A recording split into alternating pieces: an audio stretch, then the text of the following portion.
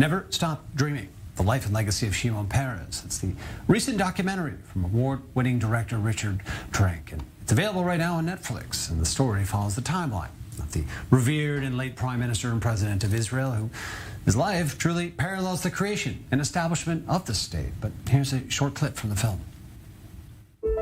Shimon Peres, Israel's 9th president, a 3-time prime minister, and a Nobel Peace Prize laureate, was called a dreamer.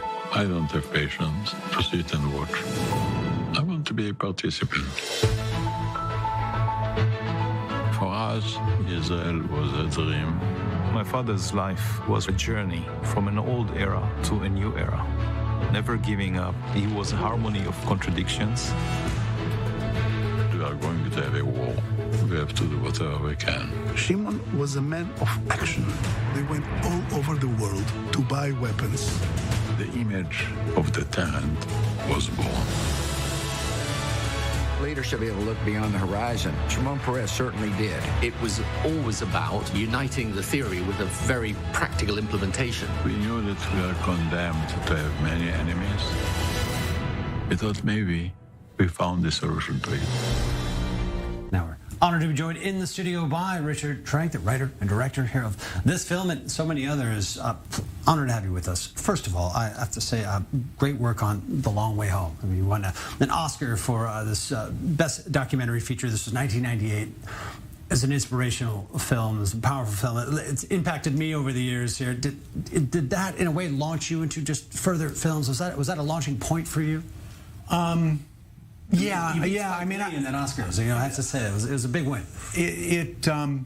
We had made a couple of other films previous, but this film, because it was also personal, because it was in a way the story of my own family, my uncle, and what my father went through trying to get my uncle out of the DP camps, it meant a lot, and the fact that it went as far as it did, and now 24 years later, it's still being seen, and it's had an impact on people like you. Well, and I feel it, I think, in this work. I mean, I'm curious about your motivation for getting into the life of Shimon Peres and the timing of how this all played out. I mean, you have past presidents in there. You have Shimon Peres himself in there. How long? What was the process behind building this? This film, I often say that making a documentary film is like doing improvisational theater because you never know what's going to be thrown at you.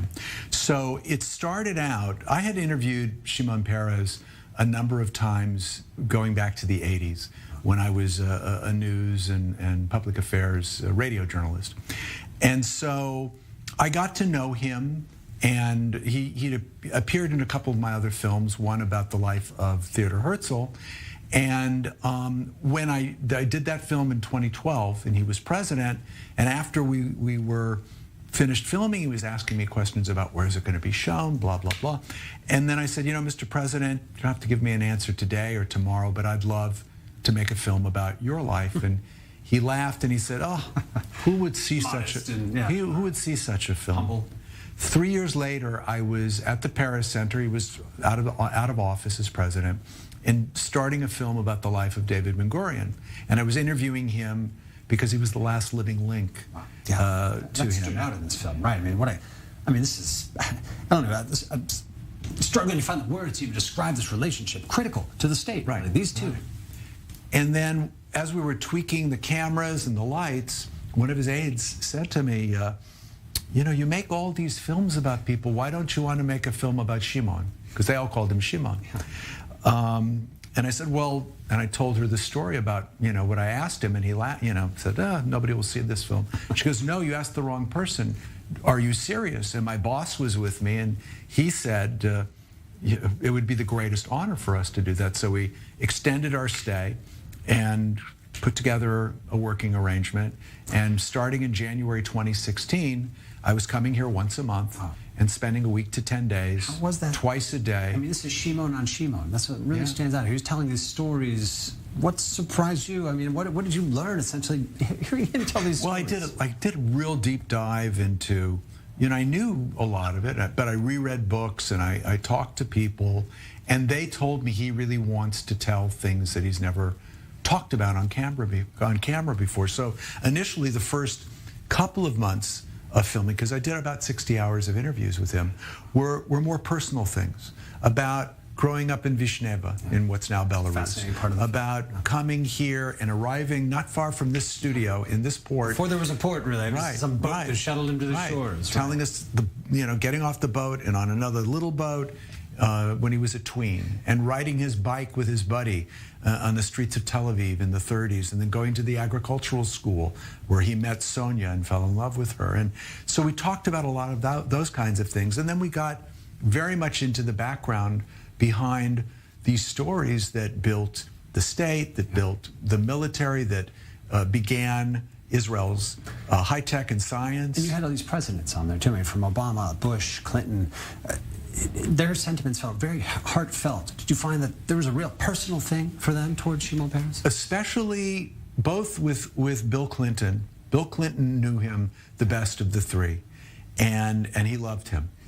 And then Barack Obama, who talks about the fact that he came here and met him before he was president, when he was still a senator and a nominee, and how Peres spoke to him. And then George W. Bush, who knew him first through his own father, when his father was vice president and president, and then as president. So, and then Tony Blair, who worked very closely with him and had amazing things to say about working together on his peace initiative. You could feel that, how much it meant to these Right. serious individuals here. I can only advise our viewers to take it in yourselves if you haven't here on Netflix, as we mentioned in the beginning here. But Richard Trank, thanks for being with us. It's been an honor to get a little insight on what went behind the film. So thanks for joining us. Yeah, thank you for having me.